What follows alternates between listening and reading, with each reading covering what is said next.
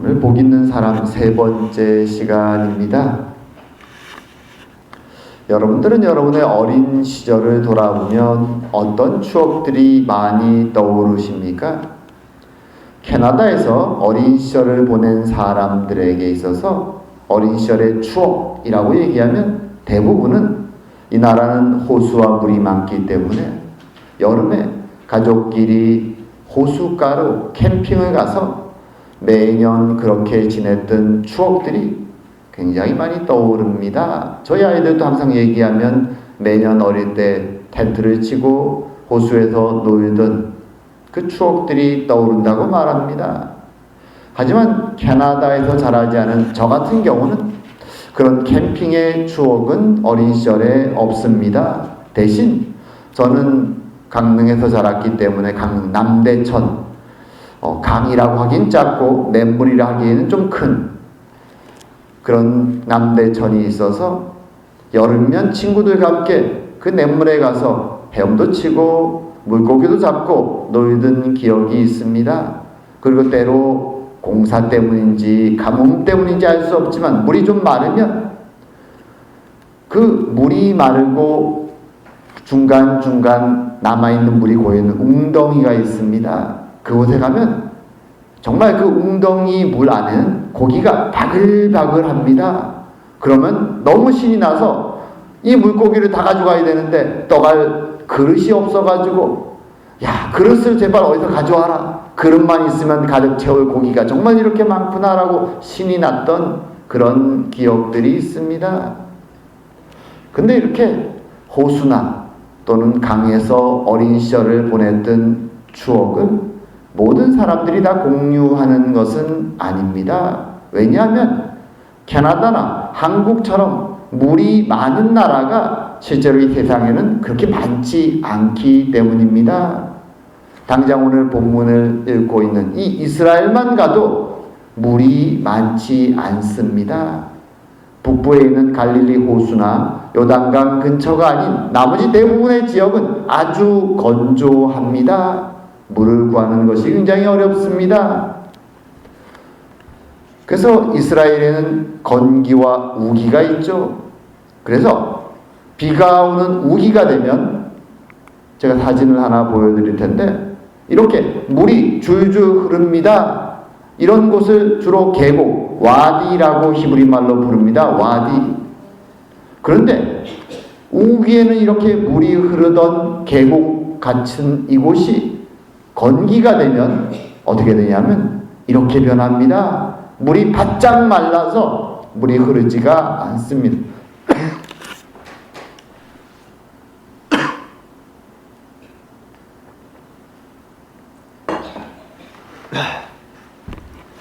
자, 물이 흐르지가 않습니다. 그래서 이런 사람들에게는 물이 굉장히 중요할 뿐만 아니라 오늘 우리가 읽은 본문에 등장하는 것처럼 시냇가에 심은 나무가 열매를 맺는다라는 이 표현이 어떤 의미인지 그 사람들에게는 굉장히 마음속에 와닿죠.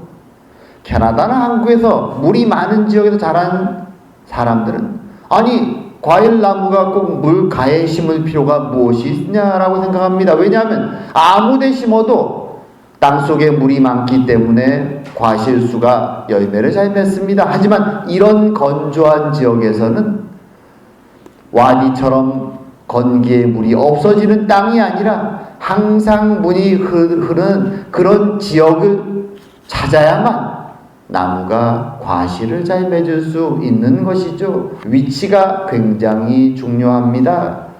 그러기에 오늘 본문이 말하는 그 내용, 시냇가에 심은 나무가 철을 따라 열매를 맺는다라는 이 내용은 이스라엘 사람들에게는 굉장히 의미 있는 내용입니다. 그리고 성경에서는 지금 방금 언급된 이 이미지를 사용해서 계속적으로 어떤 내용을 보여줍니다. 왜냐하면 물이라는 것이 굉장히 중요하기 때문에 성경을 읽으면 오늘 본문에 이 3절에 나오는 내용이 단순히 물가에 나무를 심으니까 열매가 맺히는가라는 단순한 의미가 아니라 훨씬 더 깊은 의미로 이 본문을 대하게 됩니다. 이런 유사한 이미지가 성경의 첫 번째로 등장하는 곳은 에덴 동산이죠. 창세기에 등장하는 에덴 동산. 에덴 동산에는 강이 무려 4개나 있습니다. 그리고 4강이 물을 공급하기 때문에 당연히 그 4강 사이에 있는 에덴 동산에는 과일들이 주렁주렁 열립니다. 낙원의 이미지죠. 물이 흐르고 과실이 열리는 곳. 그리고 선지서 중에 에스겔서에 가게 되면은 이제 하나님 나라의 모습이 등장합니다. 나중에 회복될 아름다운 하나님의 나라, 거기에 이런 내용이 등장하죠. 강 좌우가에는 각종 먹을 과실나무가 자라서 그 잎이 시들지 아니하며 열매가 끊이지 아니하고 달마다 새 열매를 맺으리니 그 물이 성소를 통하여 나옴이라. 성소는 성전을 가리키죠. 성전에서 흘러나온 물 때문에 과실의 나무에 열매가 맺힌다. 그리고 이렇게 얘기하죠. 그 열매는 먹을만하고 그 잎사귀는 약재료가 되리라. 자, 이 이미지, 구약의 에스겔 선지자가 예언했던 회복될 하나님 나라의 이미지가 신약의 마지막 책, 하나님 나라의 완성을 얘기할 계시록에 가면 또 이렇게 언급합니다. 또 그가 수정같이 맑은 생명수의 강을 내게 보이니 하나님과 및 어린 양의 보좌로부터, 성소라는 얘기죠. 성전의 성소. 나와서 길 가운데로 흐르더라. 강 좌우에 생명나무가 있어 12가지 열매를 맺되 달마다 그 열매를 맺고 그 나무 잎사귀들은 만국을 치료하기 위하여 있더라. 자, 이 내용들을 보면 성경이 지금 오늘 우리가 본문에 읽은 내용의 그 이미지를, 시냇가에 심은 나무가 철을 따라 과실을 맺고 그 잎사귀가 마르지 않는다라는 이 이미지를 어떻게 성경이 사용하고 있는지 우리는 깨닫게 됩니다. 우리가 방금 읽은 시편의 내용은 바로 하나님의 낙원의, 하나님 나라의 이상적인 모습을 그려주는 것이죠. 생명수가 넘치는 그곳에 아름다운 과실이 맺고 그 잎사귀가 마르지 않는다라고 말합니다. 자, 이 내용들을 보면서 우리는 오늘 본문을 다시 한번 돌아가 살펴봅니다. 이 내용이 누구에게 향한 내용인가? 1절과 2절에서 우리는 들었죠. 복 있는 자, 하나님의 복 있는 자의 모습, 악인의 길을 쫓지 않고 하나님의 말씀을 기뻐하고 그 말씀을 묵상하며 그것으로 기도하는 그 복 있는 자에게 내려질 삶의 결과가 무엇인가 하면 시냇가에 심겨진 나무처럼 철을 따라 열매를 맺고 그 잎사귀가 마르지 않고 그가 하는 모든 것이 형통한다라고 말하죠. 하지만 반대로 4절에서는 이렇게 얘기하죠. 악인들은 그렇지 아니하며 오직 바람이 나는 겨와 같도다. 이 겨와 같다는 것이 무엇입니까? 한국도 그렇지만 고대에는 추수를 할 때 곡식을 쳐서 떨었습니다. 곡식을 쳐서 떨게 되면 어떤 일이 벌어집니까? 그 껍질은 부서져서 그걸 겨라고 부르죠. 바람이 불면 그것이 날아가고 알곡은 무겁기 때문에 그 밑에 떨어집니다. 탈곡하는 원리죠. 자, 그것을 비유로 드는 것이죠. 악인의 길을 쫓지 않고 하나님의 말씀을 기뻐하고 묵상하는 자에게 어떤 것이 이루어진가? 그는 시냇가에 심은 그 나무처럼 아름다운 열매를 때마다 맺고 그는 모든 것이 형통하지만 그렇지 않은 악인은 바람이 나는 겨처럼 하나님의 때에 다 나라가 사라져 버린다라고 말합니다. 이것이 하나님이 복 있는 자라고 말하는 이유입니다. 자, 이 내용을 보면서 하나님이 여기서 1차적으로 우리에게 주시는 메시지가 있습니다. 그것은 무엇인가 하면 시냇가에 심겨진 나무라고 본문은 얘기하죠. 수동태로. 내가 가서 나무를 심는 것이 아닙니다. 심겨진 나무가 된 사람의 축복이 어떠한가를 말하는 것이죠. 하나님의 백성들은 자신이 내 의지로 그 시냇가에 생명수가 흐르는 그곳에 가서 심겨진 것이 아니라 은혜로 그곳에 심겨져 있다. 하나님 말씀을 듣고 귀를 기울이고 마음을 열고 기뻐하고 악인의 길을 피해 살아가는 그 모습, 그래서 하나님의 성소에서 흘러나오는 생명수를 먹을 수 있는 그 일이 하나님의 은혜였음을 깨달으라고 말하는 것입니다. 감사의 마음이 있어야 된다는 것이죠. 그리고 또 하나는 그 감사와 함께 지금 나에게 오고 있는 하나님의 생명수에 대한 소망과 갈급함이 있어야 된다고 말하는 것입니다. 소망과 갈급함. 지금 나는 하나님의 생명수가에 심겨져 있습니다. 날마다 주님이 주시는 생명수가 나에게 있다라는 것이죠. 그것에 대해서 내 마음이 얼마나 갈급한가, 목마른 자처럼 갈급한가 묻고 있는 것이죠. 과연 그 소망이, 그 갈급함이 있는가? 여러분은 어떻습니까? 삶을 살면서 정말 목이 말라 죽을 것 같은, 물 한 모금만 마시고 싶은 그런 갈증에 대한 기억이 혹시 있으십니까? 보통 우리는 물을 쉽게 구할 수 있기 때문에 그런 지독한 갈증을 경험하는 기억이 많이 없습니다.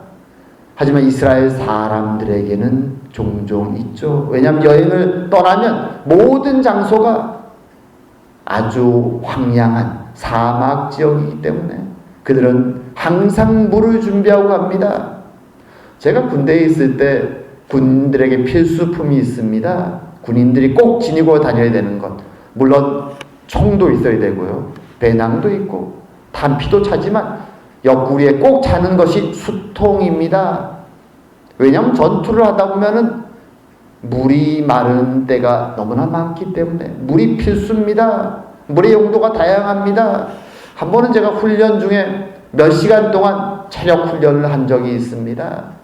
물을 마시지 못하고 몇 시간을 계속 PT 체조를 하면서 체력 훈련을 하는데 나중에는 정말 뭐라고 표현을 할 수 없을 정도로 온몸이 소금으로 뒤덮이고, 그리고 땀이 도대체 어디서 흘러나오는지 모를 정도로 이 정말 이러다가 쓰러져 죽겠구나, 정말 혓바닥이 바싹바싹 말라 갈라지는 것 같은 경험을 그 당시에 했었습니다. 그리고 이제 드디어 쉬는 시간이 돼서 조교가 앞에서, 훈련 조교가 이제 물을 마시라고 얘기했을 때 그때 먹던 그 물 한 모금은 뭐라고 형용할 수가 없습니다. 그 한 모금 마시고 옆에 걸터 앉아 쉬면 정말 세상 다 얻은 것 같은 마음이 듭니다. 그런 목마름에서 해가야 되는 그 마음, 주님은 오늘 본문 속에서 그런 장면을 상상해 보라고 말하는 것이죠. 그리고 그 생명수를 마시는 것에 대한 감사와 갈급함이, 소망이 성도들의 마음속에 있어야 된다라고 말하는 것입니다. 하지만 세상 사람들은 거기에 대해서 갈급함이 없죠. 그들의 갈급함은, 소망과 탐욕은 전혀 다른 곳을 향해서 달려갑니다. 자, 그럼 오늘 여기서 한 가지 또 생각해 볼 것이 있습니다. 우리에게 주시는 하나님의 성소에서 나오는, 하나님과 어린 양의 성소에서 흘러나와 열매를 맺고 모든 것을 형통하게 하는 그 생명수는 우리에게는, 지금 여기 있는 우리에게는 과연 무엇일까요? 우리에게는 악인의 길을 피하고 말씀을 읽고 기뻐하고 묵상하고 기도하는 그에게 내려질 하나님의 생명수는 과연 어떤 것일까요? 그저 둘이 뭉실하게 얘기한다면, 넓게 얘기한다면 하나님의 은혜라고 말씀하실 수 있겠죠. 하지만 예수님은 그것이 무엇인지 더 구체적으로 이렇게 말씀하십니다. 요한복음 7장 말씀이죠. 우리가 잘 아는 말씀입니다. 누구든지 목마르거든 내게로 와서 마시라. 나를 믿는 자는 성경의 이름과 같이 그 배에서 생수의 강이 흘러나오리라 하시니 이는 그를 믿는 자들이 받을 성령을 가리켜 말씀하시는 것이라. 악인의 길을 따르지 않고 하나님의 말씀을 기뻐하고 그 말씀을 묵상하고 기도하며 살아가는 복받은 자에게 주시는 생수는 바로 성령의 은혜라는 것입니다. 성령이 우리에게 은혜를 채워줄 때 우리의 삶은 열매가 넘치고 우리의 잎사귀가 마르지 않고 하는 모든 것이 형통한다라고 말씀해 주시는 것입니다. 성령의 은혜. 하지만 여기서 또 한 가지 우리가 생각할 필요가 있죠. 오늘 본문은 그렇게 얘기하죠. 주님의 생명수가 흘러넘치고 그 옆에 심겨진 나무에 과실이 맺히고 복받은 자는 모든 것이 형통하는데 악인은 그렇지 않고 바람이 나는 겨와 같이 다 날아간다. 이 열매와 형통함이라는 것이 악인에게는 주어지지 않고 복받은 자 하나님 백성에게만 주어진 이 축복이라는 것이 과연 무엇을 의미할까요? 하나님의 생명수 성령의 은혜가 넘칠 때 우리에게 주어지는 열매와 형통함이란 과연 무엇일까요? 우리는 흔히 하나님의 축복, 성령의 은혜, 그리고 우리에게 주신 열매와 그 결과로 나타나는 형통을 생각할 때 믿는 자에게 주시는 이 세상에서의 형통함, 물질의 축복을 생각할 수 있습니다. 실제로 구약 성경의 믿음의 조상들 아브라함과 이삭과 야곱과 그 모든 족장들의 삶을 보면 그들은 하나님 말씀에 충성했고 하나님 그들에게 양떼의 축복을, 물질의 축복을 주셨습니다. 그것은 사실입니다. 하나님 앞에서 우리가 성실하게 신실하게 매일매일 땀 흘리며 살아간다면 우리는 하나님의 축복 속에서 물질적으로도 충분히 충족해집니다. 이것은 사실입니다. 하지만 문제는 무엇인가 하면 이 세상이 악하기 때문에 우리가 신실하게 땀 흘리고 성실하게 살아도 우리의 축복을 빼앗아가는 악한 자들이 이 세상에 실제로 존재한다라는 것이죠. 그래서 성경을 읽다 보면 그런 악한 자들에 대한 울분을 토하는, 왜 하나님 분명히 의로운 자는 축복을 받고 악한 자에게는 벌을 내리신다고 말씀하신 하나님의 약속이 이루어지지 않습니까? 라고 말하는 많은 고백들이 있습니다.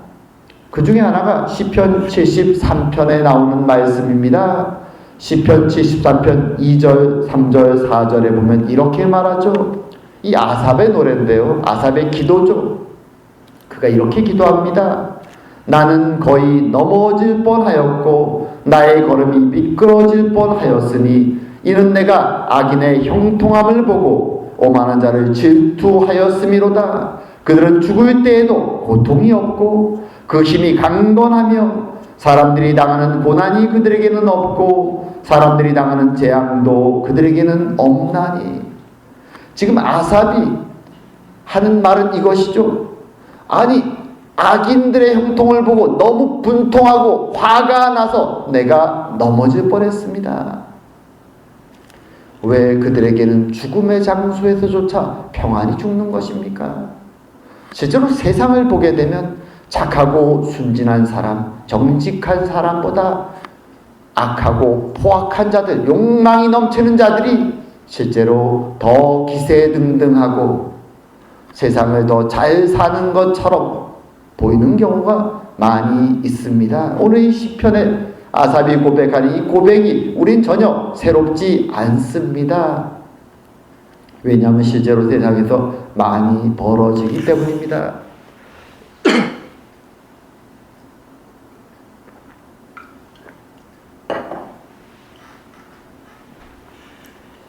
그래서 성경에 보게 되면 실제로 많은 믿음의 사람들이 하나님 왜 이렇습니까?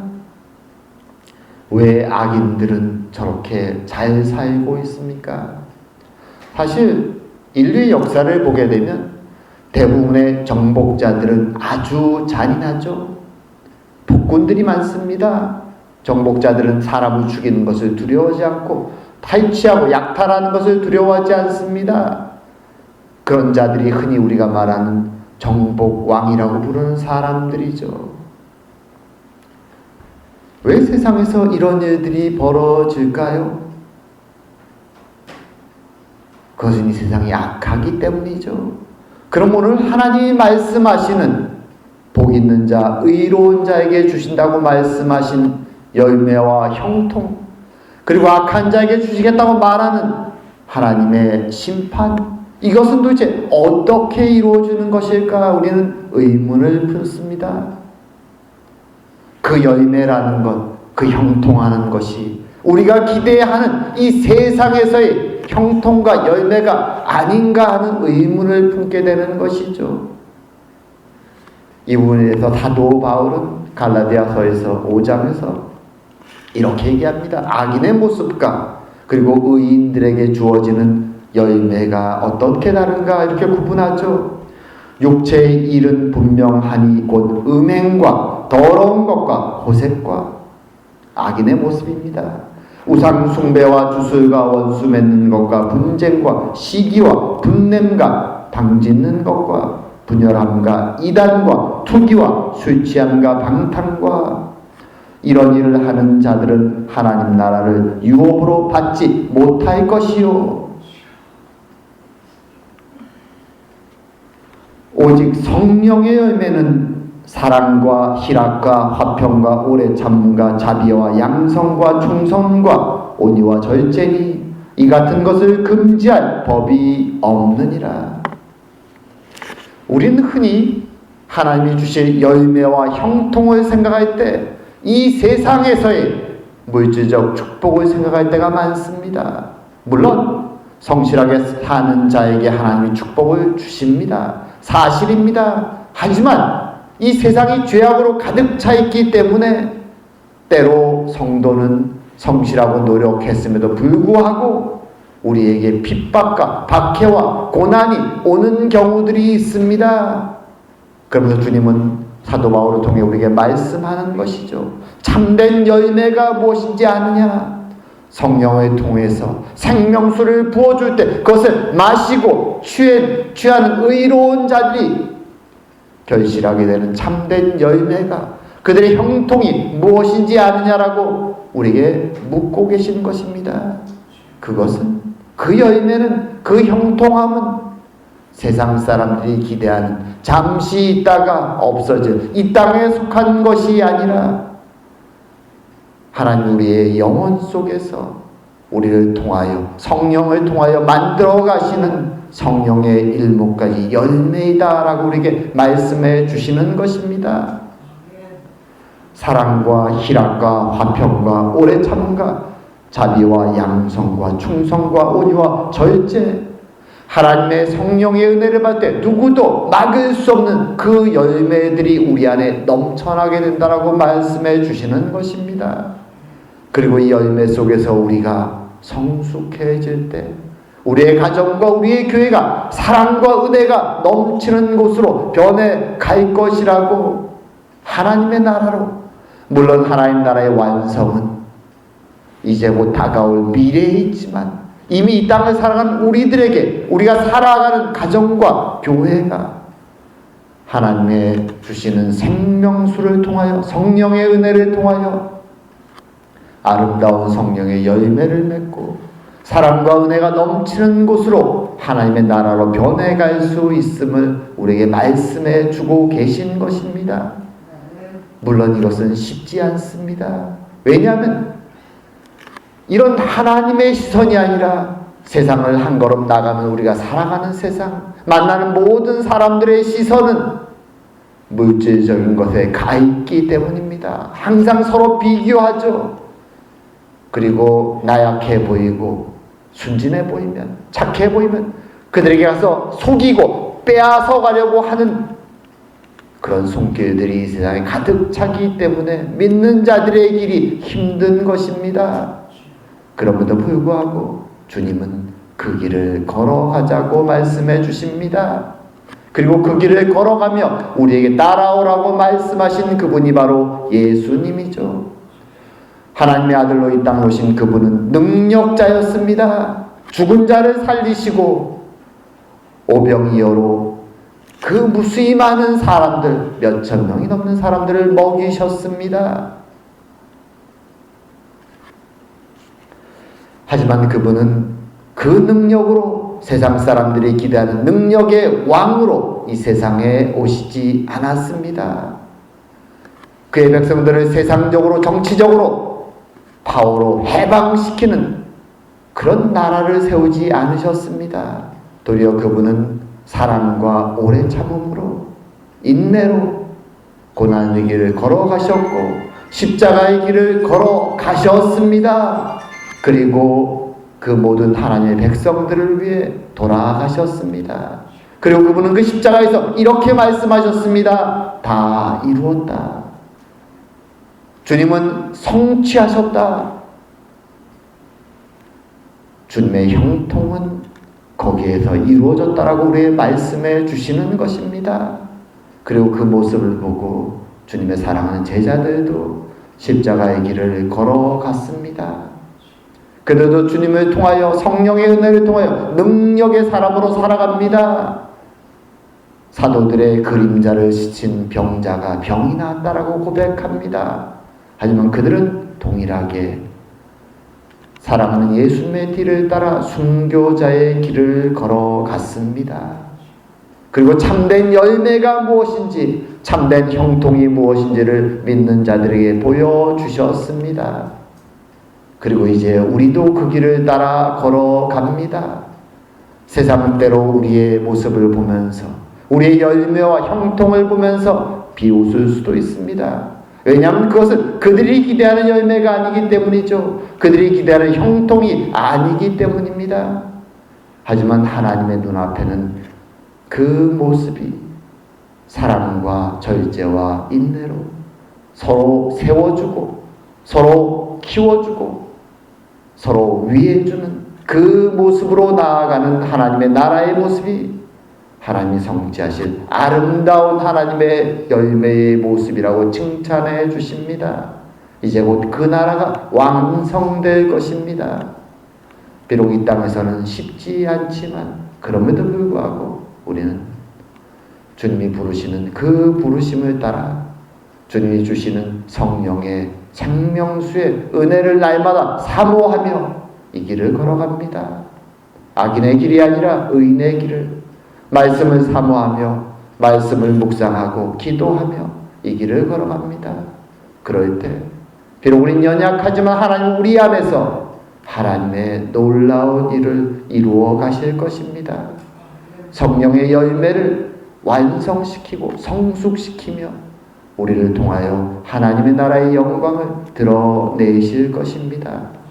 참으로 그 은혜를 사모하며 그것을 맛보며 서로 사랑하며 주님의 형상으로 자라가는, 그래야 하나님의 영광을 드러내는 저와 여러분 되기를 주의 이름으로 축원드립니다.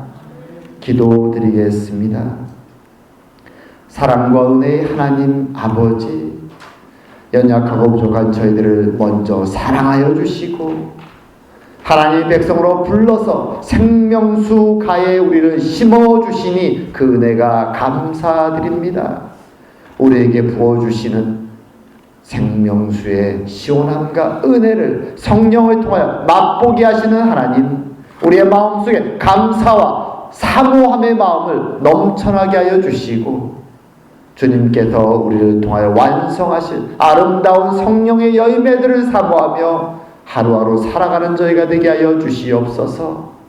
그런 말미암아 우리의 가정이, 우리의 교회가 사랑과 은혜로 충만하여서 하나님의 영광이 드러나는 장소로 변화되도록 주님 축복하여 주시옵소서. 이 땅 속에서 비록 타락한 곳이고 욕망과 탐욕과 다툼이 넘치는 곳이지만 참으로 하나님의 나라의 아름다움을 맛보며 매일매일 살아가는 저희가 다 될 수 있도록 주님 역사하여 주시옵소서.